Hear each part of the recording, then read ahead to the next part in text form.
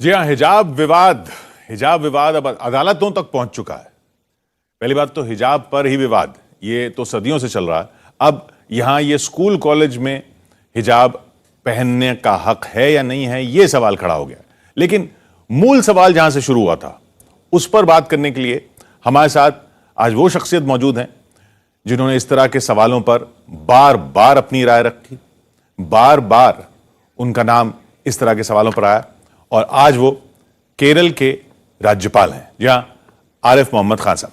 आरिफ साहब, स्वागत है आपका। धन्यवाद। सबसे पहले तो अभी आजादी के 75वें साल में इस तरह का ये जो विवाद है या इस तरह का ये जो सवाल है जिसको हक के नाम पर किया जा रहा है, क्या ये सवाल ही सही किया जा रहा है? देखिए, मेरा ये मानना है कि कौन क्या पहनता है ये कभी भी विवाद का विषय नहीं होना चाहिए। ठीक, ये हर व्यक्ति का अपना अधिकार है कि वो ये तय करे। शर्त सिर्फ इतनी है, शालीनता होनी चाहिए, डिसेंसी होनी चाहिए, सभ्यता होनी चाहिए, सुसंस्कृत होना चाहिए, वो है शर्त। लेकिन इसके साथ आपकी आर्मी है, आर्मी में जो आदमी भर्ती होगा वो ये नहीं कह सकता कि मैं जो चाहूंगा वो पहनूंगा। पुलिस में जो आदमी भर्ती होगा वो ये नहीं कह सकता कि मैं, चाहे वो महिला हो चाहे पुरुष हो। क्या आर्मी में सभी कम्युनिटीज की महिलाएं हैं? आज की तारीख में आर्मी तो खैर नया सिलसिला है, लेकिन अगर आप पुलिस को देखिए तो पुलिस में सभी कोई समुदाय, कोई ऐसा बचा हुआ समुदाय मुश्किल से होगा भारत में जिससे संबंधित जिसमें पैदा हुई, मैं संबंधित नहीं कहूंगा क्योंकि मेरे नजदीक नागरिक महत्वपूर्ण है, जो विभिन्न समुदायों में पैदा हुई हैं वो पुलिस में काम करेंगी। क्या कभी किसी ने ये कहा है कि नहीं मैं अपनी मर्जी से ड्रेस पहनूं? ये कैसे संभव है? हमारे यहाँ पे अपने स्कूलों को छोड़ दीजिए, 100-150 साल से क्रिश्चियन मिशंस के स्कूल काम कर रहे हैं भारत में। कभी आपने सुना है कि उसमें भी सभी समुदायों की बच्चियां पढ़ती हैं? कभी आपने सुना है कि उन्होंने कहा हो कि नहीं यहाँ हम पढ़ेंगे मिशन स्कूल में लेकिन हम अपनी मर्जी का ड्रेस पहनेंगे? नहीं, जहां आपको एक अनुशासन होता है, अगर उस संस्था की तरफ से कोई ड्रेस कोड है, यूनिफॉर्म, जिसकी डेफिनेशन ही यूनिफॉर्म है। यूनिफॉर्म का मतलब ये नहीं है कि वो कोई सबको एक रंग में रंगना चाहिए। यूनिफॉर्म का मतलब ये है उन्हें ये पता चल, ड्रेस से पता चल जाता है कि ये बच्चा फला स्कूल का है। जी, तो आइडेंटिटी स्कूल वाली हुई। तो वो आइडेंटिटी स्कूल की हुई, उस पर विवाद खड़ा करना मेरी समझ से, और वो भी रिलीजन के नाम पे, ये कोई बहुत ही नादानी की बात है। और ये हरगिज भी ऐसा नहीं होना चाहिए था। और फिर आपके पास आजादी है, ये तो कोई मजबूर कर नहीं रहा कि आप इसी स्कूल में पढ़िए। आप ऐसे भी स्कूल में जा सकते हैं जहां ड्रेस कोड नहीं है। लेकिन कोई अनुशासन के बगैर तो जिंदगी नहीं चल सकती। जब आप पढ़ के वहां आपकी शिक्षा पूरी हो जाए और जब आप बाहर निकल के आ जाएं, और तो आपकी मर्जी है कि आप जो भी ड्रेस पहनना। भारत जैसे देश में कौन क्या पहनता है इस पे कोई सरकार की तरफ से तो कोई किसी किस्म का प्रेस्क्रिप्शन नहीं है हमारे यहाँ। मैं कहता हूँ आपसे कि वो लोग भी जो संविधान की शपथ लेते हैं, वो संविधान में भी जो लिखा हुआ है वो सिर्फ इतनी बात है, ड्रेस हो, ये नहीं है कि वो हर वक्त वो पहने, लेकिन उम्मीद ये की जाती है कि भाई जिस वक्त शपथ लें उस वक्त वो उस ड्रेस में होने चाहिए जिसका जिक्र हमारे कॉन्स्टिट्यूशन में है। ये ऐसे विवादों हमारे यहाँ बदकिस्मती से ये एक तरीका बन गया है कि जहां ऐसे विषयों को जो दर हकीकत जिसे मेरी यहाँ प्रॉब्लम ये, मुझे धर्म शब्द इस्तेमाल करना पड़ रहा है। धर्म का मतलब रिलीजन नहीं होता, लेकिन रिलीजन रिलीजन की में ऐसी चीजों को जोड़ के जिनका खुद रिलीजन से कोई ताल्लुक नहीं है, मिसाल के तौर पे 3 तलाक, ऐसी चीजों को पहचान का विषय बना लिया गया है। ये हमारी पहचान है। आप तो स्कॉलर हैं, आपने इतना सब कुछ अध्ययन किया, आपने इस पर लिखा भी है। आप कह रहे हैं जिस चीज को धर्म की पहचान बताया जा रहा है उसकी धर्म में ही पहचान नहीं है, धर्म से उसका कोई ताल्लुक नहीं है। देखिए, हिजाब का कोई ताल्लुक नहीं है। कोई हिजाब, अगर मुझे सही याद है तो 7 बार ये शब्द इस्तेमाल हुआ है कुरान। कहीं भी इसका संबंध एक जगह को छोड़ के, वो भी पैगंबर साहब के अपने परिवार को लेके, चूंकि एक घटना घट गई थी तो उसमें उस जगह उसको क्या कहा, उसका कपड़े से ताल्लुक नहीं है। उसका ताल्लुक ये है कि जब तुम बात करो तो दीवार या पर्दा बीच में होना चाहिए। जो पहनने के कपड़े हैं उसके संदर्भ में एक जगह भी, ये मेरी राय नहीं है, ये मैंने इसको स्टडी किया है, क्योंकि मैंने इस पर कुछ आर्टिकल अब से 10 साल 12 साल पहले लिखे थे। मैंने उसको खूब स्टडी किया। बड़े बड़े स्कॉलर्स की राय है कि हिजाब शब्द का प्रयोग महिलाओं के ड्रेस से के संदर्भ में कहीं हुआ ही नहीं है। यानी हिजाब शब्द है लेकिन वो इस संदर्भ में नहीं है। हिजाब शब्द ऐसे है जैसे आपके और मेरे बीच में यहां एक पर्दा टांग दिया जाए, उसके लिए मैं क्या पहनूं उसके लिए हिजाब नहीं है। उसके लिए शब्द इस्तेमाल हुआ है खिमार। खिमार का मतलब है स्कार्फ। हमारे यहां भारत में जैसे दुपट्टा महिलाएं इस्तेमाल करती हैं। और ये बहुत मजेदार बात है कि जो कुरान की आयत है वो ये कहती है कि और अपने खिमार को, क्योंकि उसका जो संदर्भ है, उसका संदर्भ है वो ये बताता है कि अरब महिलाएं इतने हिस्से को खुला रखती थी। तो कुरान ने ये क्या कहा है, कुरान ने कहा है कि अपने खिमार को अपने बूजम्स पर, यानी अपने वक्ष पर, सीने पर इस तरह डाल लो।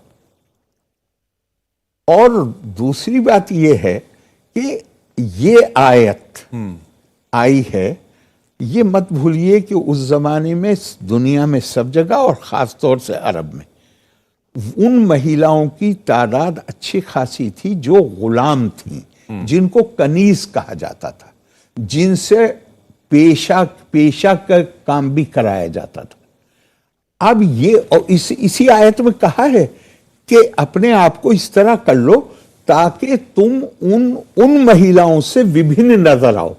आज तो दुनिया में कहीं गुलामी है नहीं। आज तो हर महिला या हर पुरुष, खास तौर से जैसे हमारे फंडामेंटल राइट्स हैं, जैसे यूनाइटेड डिक्लेरेशन का यूनाइटेड नेशंस का डिक्लेरेशन है, आज कोई गुलाम तो है नहीं। आज तो आपको ये महिला गुलाम है और ये आजाद है। आज इसकी डिस्टिंक्शन की जरूरत नहीं है। कोई भी चीज जो होती है उसका एक संदर्भ होता है। वो भी जो कहा है वो इसके लिए कहा है ताकि तुम्हारे और उन गुलाम, चूंकि उन गुलाम औरतों को तो बेचारों का कोई स्टेटस नहीं था, उनको तो रास्ता चलते में भी कोई भी आदमी हाथ पकड़ के घसीट लेता था, कोई आदमी उनको बदतमीजी करता था उनके साथ, ऐसी भी किसी महिला के साथ हो जाती थी।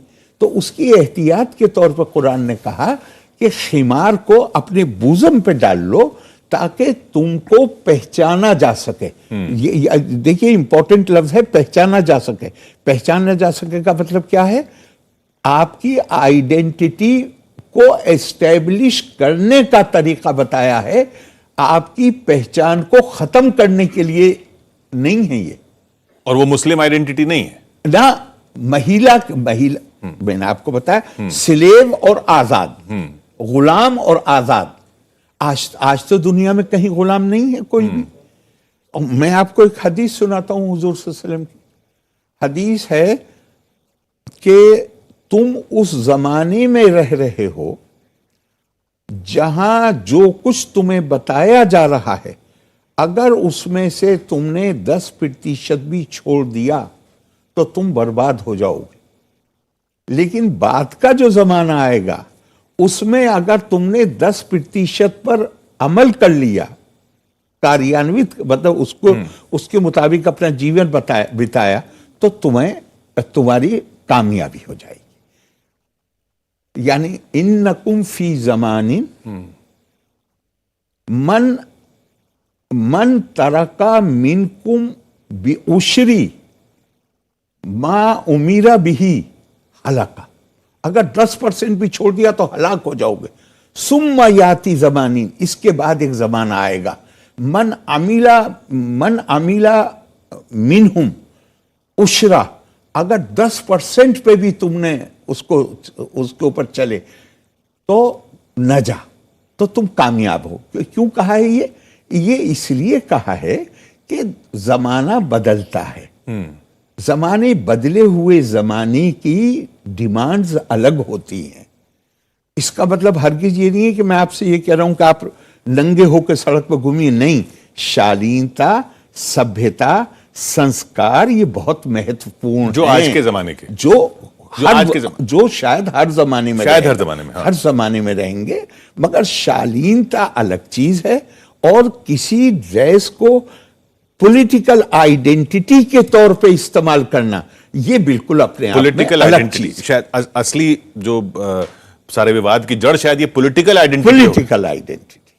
अब आप राज्यपाल हैं, इसलिए वो वाले सवाल मैं आपसे सीधे नहीं करूंगा, लेकिन ये हकीकत है और शायद अफसोसनाक हकीकत है कि हर चीज को, हर शख्स को, हर बात को मोदी विरोधी और मोदी के समर्थक के रूप में देखा जाता है। तो वो जो भी वीडियो आते हैं उसमें देखते हैं, अच्छा ये मोदी विरोधी है, ये मोदी समर्थक है, ये इशू मोदी विरोधी है, ये मोदी समर्थक है।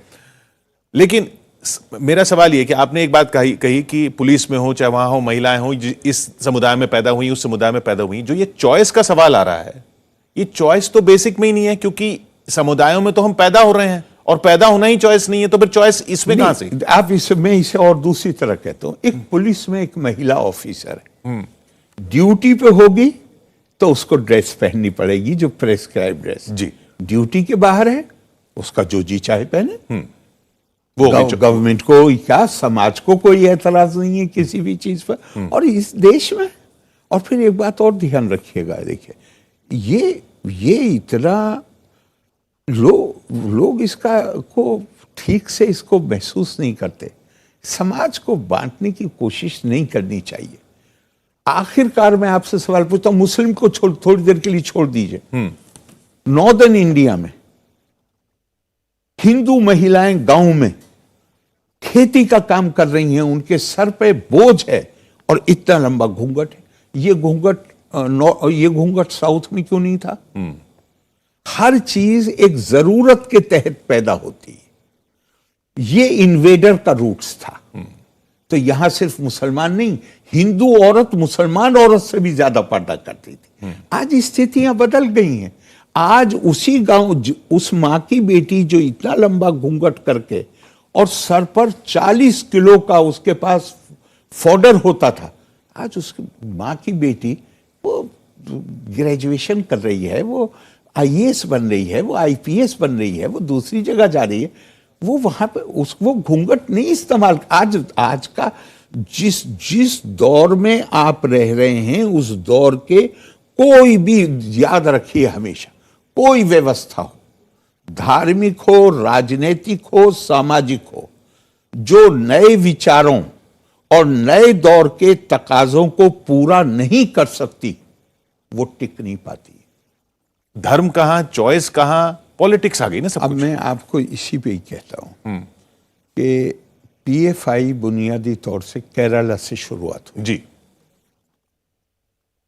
चुनाव तो नहीं लड़ते वो, क्योंकि उन्हें मालूम है कि सपोर्ट नहीं है। लेकिन यहां पे मुझे माफ कीजिएगा, कुछ लोगों का मिजाज भी ये बन गया है कि अगर आप अटपटी बात करिए तो आपको मीडिया की अटेंशन मिल जाती है। लोगों के लीडर, बुनियादी तौर पे लीडर तो वो है ना जो लोगों का जिसके ऊपर भरोसा हो, जिसको लोग वोट देते हो। लेकिन यहां पर वो लोग भी एस्पायर कर रहे हैं जिनको लोगों का भरोसा नहीं है, लेकिन वो ये मैनेज कर लेते हैं कि वो किसी तरह छोटे स्क्रीन पे आ जाएं। और देखिए, मैं आपको एक बात बता दूं, वो रिलीजन का नाम लेते हैं। एक नाम आपने सुना होगा, मौलाना रूम। मौलाना रूम न सिर्फ बहुत बड़े शायर हैं, उनकी जो मसनवी है उसको कहा गया है कि ये पहलवी जुबान यानी पर्शियन भाषा में, फारसी में, ये दरअसल में कुरान की तालीमात का, जो कुरान की शिक्षा है उसका निचोड़ है। और उस निचोड़ का निचोड़ क्या है? मतलब सब मानते हैं मौलाना रूमी को कि कुरान की जो शिक्षा है उसका निचोड़ है मौलाना रूम की शायरी। और मौलाना रूम की उस निचोड़ का निचोड़ क्या बताया उन्होंने? तू बराए वसल करदन आमदी, ने बराए फसल करदन आमदी। रिलीजन का मैसेज देने वाले के लिए कहा है कि तुम्हें भेजा गया है लोगों को नजदीक लाने के लिए, लोगों को जोड़ने के लिए, उनको तोड़ने के लिए नहीं भेजा गया। ये कुछ वक्त चलने दीजिए, आदतें बदलने में थोड़ा वक्त लगता है। और अब जब मौजूदा सरकार, क्योंकि इस तो अभी ये इसी सरकार ने किया है ना, ये कि इसने घुटने टेकने बंद किए हैं। थोड़ा सा वक्त लगेगा, फिर लोगों में हिम्मत आ जाएगी। और इस मौजूदा सरकार में आप राज्यपाल हैं तो अब भी आप पे उंगलियां उठती हैं और उठाते हैं लोग? उंगलियां उठाने की कोई प्रॉब्लम नहीं, हम डेमोक्रेसी हैं और हमें ये गलतफहमी नहीं कि हम जो भी कहते हैं वो सब सही है। हम तो स्वागत करते हैं, उंगलियां उठाइए, लेकिन उंगली उठाइए। आप तो हमें कैंसिल आउट करते हैं, कहते हैं इनको बुलाना नहीं है, इनको सुनना नहीं है। वो कहते हैं इस्लाम खतरे में है। और वही मैं कह रहा हूं, वो जो कहते हैं अगर आप उंगली उठाते हैं, आइए चर्चा करिए, वो नहीं करते। वो तो कहते हैं कि नहीं।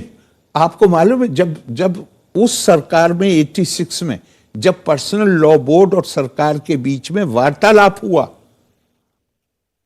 तो पर्सनल लॉ बोर्ड ने शर्त लगाई थी कि इस वार्तालाप में आरिफ मोहम्मद खान नहीं बैठेंगे।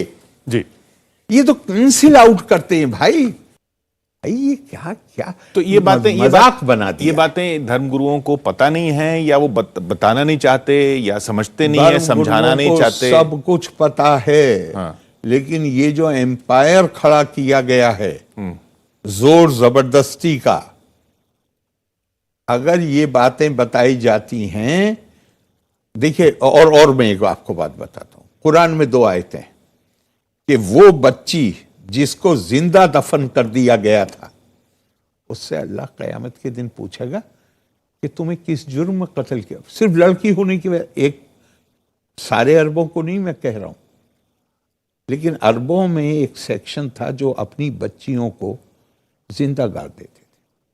जैसे हमारे यहाँ फीमेल इन्फेंटिसाइड आप सुनते हैं बहुत जगह पे है, लड़की नहीं चाहते थे पैदा हो, और इस्लाम ने उसके बारे में, प्रॉफिट साहब ने बहुत सख्त रवैया अपनाया। वो रुक गया, प्रैक्टिस रुक गई। लेकिन आदतें आप कानून बना लीजिए, आदतें बड़ी मुश्किल से बदलती हैं। अगर उसको जिंदा गाड़ने का बंद हो गया तो उन्होंने उसको कपड़े में गाड़ना शुरू कर दिया, उन्होंने 3 तलाक करके उसको दबाना शुरू कर दिया। मकसद था, पहले लड़की को जमीन में दफन किया जाता था, अब उसे घर के अंदर दफन, 4 दीवारी में बंद कर दो। घर के बाहर निकले तो उसको ऐसे कर दो कि लगे कि यही पता न चले कि ये कौन है। और शादी हो जाए तो उसको ऐसा डरा के रखो कि वो 3 तलाक का डर उसे आजाद इंसान की हैसियत से जिंदा ना रहने दे। 3 तलाक के खिलाफ मुस्लिम महिलाएं भी सामने आई। मेरा मतलब है ये सब उसी का हिस्सा है। हाँ, नहीं कह रहा हूं, 3 तलाक के खिलाफ जैसे महिलाएं खुलकर सामने आई जब कानून बना तब। आप देखिए ना, ये हिंदुस्तान में किसी को एतराज नहीं है, आप एक हिजाब नहीं 4 हिजाब पहनिए, यहाँ बस एक स्कूल में ना पहनिए, कॉलेज में। लिमिटेड इशू है। आप जिस संस्था में दाखिल होते हैं उस संस्था का अनुशासन मानेंगे या नहीं मानेंगे? ये संस्था, कोई भी संस्था ये कैसे अलाउ कर सकती है कि अनुशासनहीनता फैलने दे? आप कॉलेज के बाद जाइए, आपका जो जी चाहे पहनिए। ये पाकिस्तान भी बीच में बोल पड़ता, मलाला बोल पड़ती हैं, जो तालिबान के जुल्म के बाद मलाला बनी, जो मतलब उनका नाम हुआ, जिन्होंने अपनी किताब में लिखा। हमें नहीं पता कि उसको पूरे फैक्ट्स की जानकारी है या नहीं है, तो हमारी जिम्मेदारी फिर ये बनती है कि हम उसको पूरे फैक्ट्स की जानकारी कराएं। कि पाकिस्तान कोई ऑर्गन, देखिए पाकिस्तान का मामला छोड़ दीजिए, हिंदुस्तान को एम्ब्रेस करने के लिए, परेशानी पैदा करने के लिए कोई भी चीज़ है वो उसका इस्तेमाल करेंगे। लेकिन मैं दावे से आपसे कहता हूं कि आप पाकिस्तान चले जाइए, किसी शहर में चले जाइए, वहां पर मुसलमान औरतें हमारी मुसलमान औरतों से कहीं अपने अटायर में, अपने एटीट्यूड में वो धता बताती है, और उनको पढ़ लीजिए आप।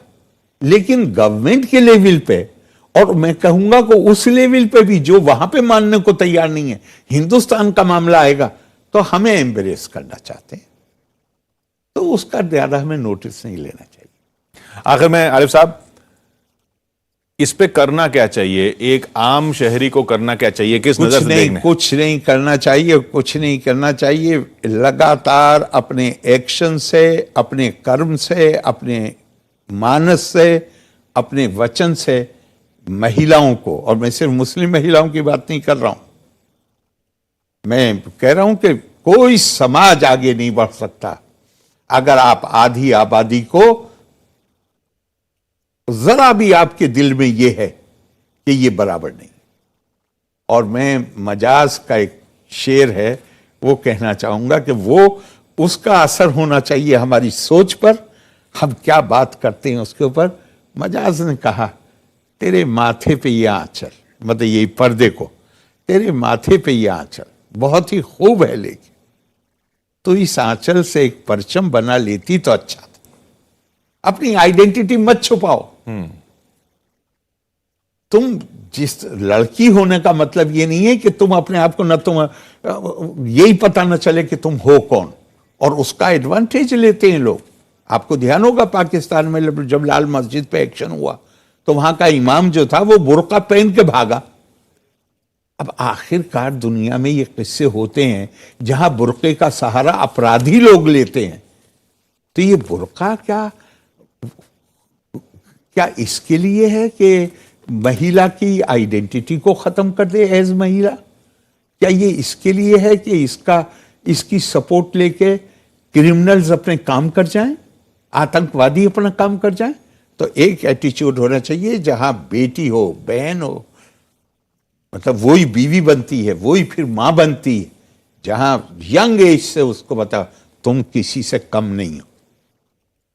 और डिसेंसी, डिग्निटी, शालीनता, सुसंस्कृत होना, पर्दा आंखों में होता है, पर्दा कपड़े का तो इस्तेमाल होता है उस डिसेंसी के एक्सप्रेशन। तो क्या वो रिफॉर्म जिस तरह से राजा राममोहन रॉय मूवमेंट ये सब चला बाकी हिंदू समाज में, वो रिफॉर्म वाली मूवमेंट नहीं आई हिंदुस्तान में? बेशक वो इस वजह से वो कमजोर रही, लेकिन इसका ये मतलब मत समझिए कि रिफॉर्म नहीं है।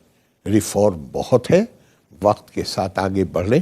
मैं तो देखता हूँ हर मैदान में, और मुझे बहुत खुशी होती है खासतौर से जब मैं लड़कियों को देखता हूँ, हिंदू लड़कियां, मुस्लिम लड़कियां, कौन सा फील्ड है आज, साइंस से लेके, आर्मी से लेके, पुलिस से लेके, टीचिंग से लेके, नर्सिंग से लेके, मजदूर तक, हर वर्ग की महिला आपको उसमें मिलेगी।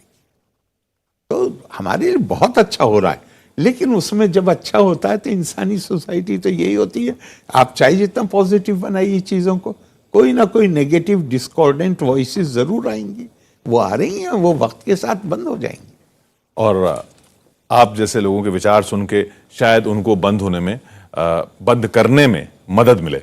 बहुत बहुत शुक्रिया हमसे बात करने के लिए आरिफ साहब। अफसोस ये कि उस जमाने में रह रहे हैं जहां इल्म की तलब हो तो वो तालिब होता है, वो तालिबान होते हैं, यहां से शब्द शुरू हुआ था। और आज तालिबान का मतलब क्या हो गया? तालिबान स्टूडेंट होता है, स्टूडेंट एक इंस्टीट्यूशन का होता है, उस इंस्टीट्यूशन की यूनिफॉर्म है। ये बात आरिफ मोहम्मद साहब ने जिस अंदाज में बताई, जिस वजन के साथ बताई, शायद वो सबको समझने की जरूरत है।